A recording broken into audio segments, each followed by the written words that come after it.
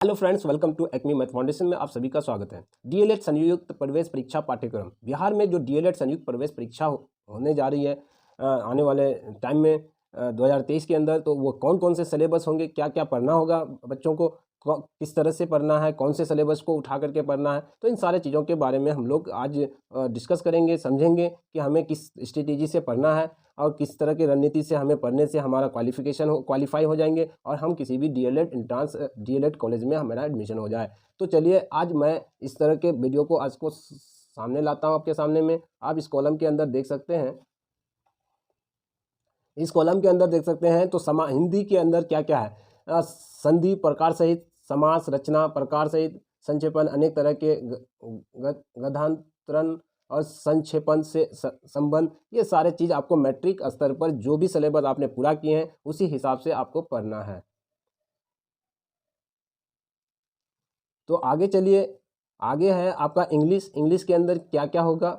तो इंग्लिश में देख सकते हैं, इंग्लिश में आपका होगा, आप देख सकते हैं इसमें एक बॉक्स के अंदर हम फिलअप कर दिए हैं। तो grammatical items, structures, reinforcement item जैसे sequence, tense, connected speech, reported speech, use of non finite, passive voice, ये सारे चीज़ को आपको पढ़ना होगा। पेसिव वॉइस हुआ, नॉन फाइनाइट, फाइनाइट वर्ब हो गया, preposition, synthesize, possessive phrase, clause, subject, verb, agreement, ये बहुत बड़ा इंपॉर्टेंट रोल होता है। इंग्लिश के लिए इतने ही आपको स्टडी करना है, जो आपका बिहार बोर्ड का जो मैट्रिक का सिलेबस है उस सिलेबस के अकॉर्डिंग आपको पढ़ना होगा। उसके बाद मैथमेटिक्स के अंदर देखा जाए, मैथमेटिक्स में क्या क्या पूछे जाएंगे हमें, तो मैथमेटिक्स का क्या क्या सिलेबस है तो आप देखिए। तो मैथमेटिक्स के अंदर आप ये सारे चैप्टर आपको पढ़ना होगा। वास्तविक संख्या पढ़ना होगा, बीजगणित गणित, बहुपद, दो चर वाले रैखिक समीकरण, बहुपद, दो चर वाले रैखिक युगपद समीकरण।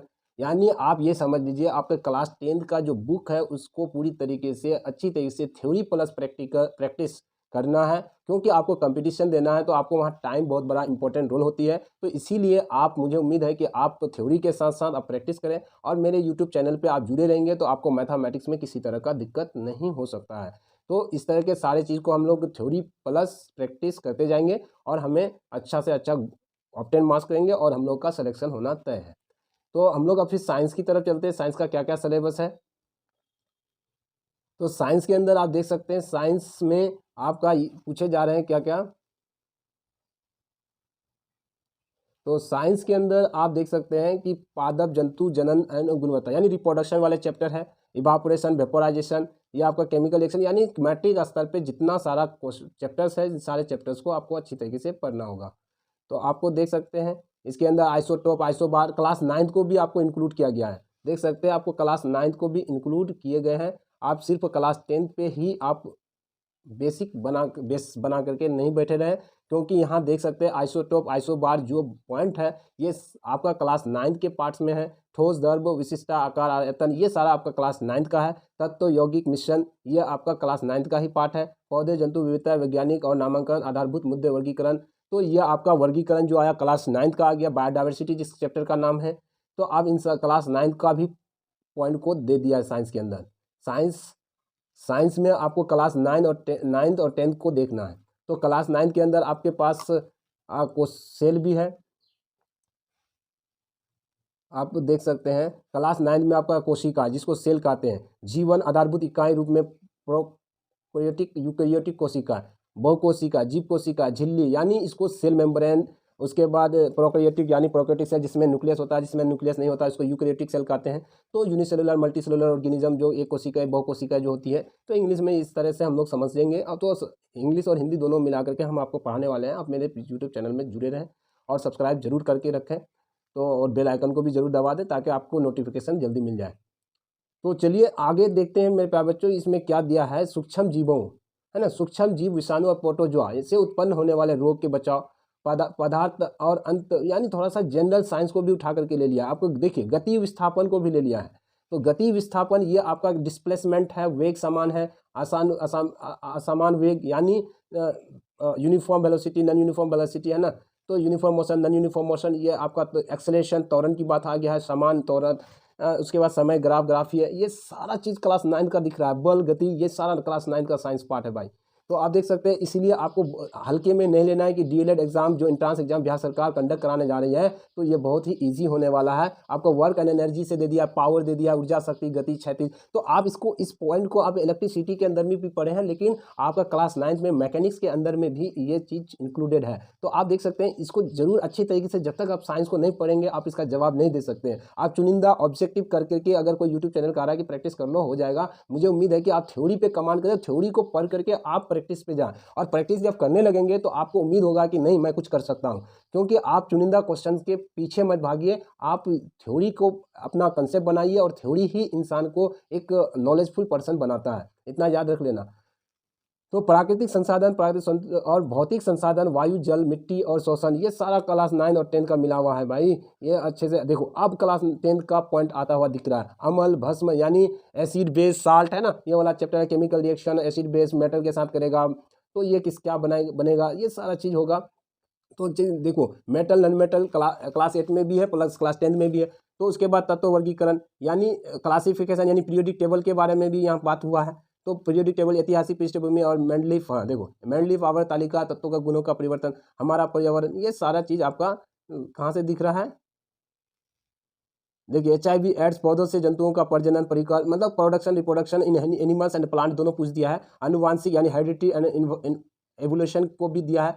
उसके बाद आप देख सकते हैं, चुंबकीय मैग्नेट वाले चैप्टर भी दे दिया है। उसके बाद आपका कन्वर्जेंस यानी ऑप्टिक्स वाले भी चैप्टर इंक्लूडेड है, ऑप्टिक्स वाला चैप्टर भी इंक्लूडेड है। यानी साइंस आपको पूरी तरीके से 9 और 10 मिला करके पढ़ना ही होगा। आप कितनों आप कहेंगे कि हम नहीं पढ़ेंगे तो चल जाएगा सर, तो ऐसा नहीं होने वाला मेरे प्यारे बच्चों। आपको एकदम अभी से लग जाना है कि आपको बस एक बुक खरीद लिए तो उसको पढ़ लिए तो मेरा नहीं हुआ, तो ऐसा नहीं करना। आपको पूरी तरीके से ईमानदारी से अपने क्लास 9 और 10 के सिलेबस को अच्छी तरीके से समझ करके पढ़ लें, और उसके बाद 1-2 बुक प्रैक्टिस सेट मंगा लें और उसको करें। तो आप जब करने लगेंगे, आपको बनने लगेगा, तब हमसे फिर कमेंट करके कहिएगा नहीं सर, आपने जो सजेशन दिया आप बेशक बहुत अच्छे दिए हैं।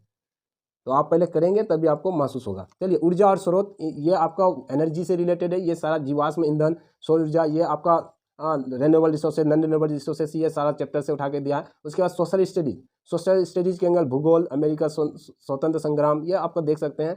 आप चैप्टर एक एक करके देखिए। हाँ, आप अगर आपको मैं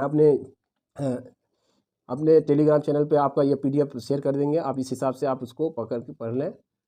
और देखिए, आपका लॉजिकल एनालिसिस भी पूछेगा, लॉजिकल एनालिसिस भी पूछेगा मेरे प्यारे बच्चों। आप हल्के में मत लें, आपका लॉजिकल एनालिसिस भी पूछने वाला है, आप देख सकते हैं। यानी आपका रीजनिंग भी पूछने वाला है डीएलएड एंट्रेंस एग्जाम के अंदर।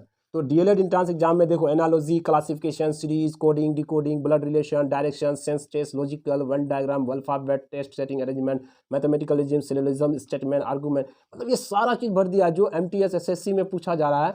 हो आपको हल्के में पूछा जाएगा, लेकिन डीपली नहीं पूछेंगे, लेकिन फिर भी सारे चैप्टर्स को इंक्लूड कर दिया है। तो आपको रीजनिंग भी पढ़ना है, तो आप देख सकते हैं कि कौन कौन से सब्जेक्ट आपको पढ़ना होगा। अब उर्दू में देखिए, उर्दू का भी PDF देख सिलेबस देख सकते हैं। कलमा और उसकी किस्में, इसमें और उसकी किस्में, ज़मीर की किस्में, है ना, ये सारा चीज़ आपका ये इस हिसाब से आपको पढ़ना होगा। तो देखिए, हम आपको क्या क्या पढ़ना है। सबसे पहले हिंदी, एक इंग्लिश, 2 लैंग्वेज हो गया, एक उर्दू, 3 लैंग्वेज। उसके बाद मैथमेटिक्स, साइंस और SST। उसके बाद रीजनिंग, कितना सब्जेक्ट है, 6 सब्जेक्ट है आपका, यानी 6 सब्जेक्ट आपको प्रिपरेशन करना है। हिंदी, इंग्लिश, उसके बाद मैथमेटिक्स, साइंस, साइंस का बहुत लंबा सिलेबस है, साइंस। उसके बाद आता है सोशल साइंस, सोशल साइंस के बाद आता है रीजनिंग, है ना। 3 लैंग्वेज है, 3 टोटल आपका सब्जेक्ट हो गया क्या क्या, बता दूं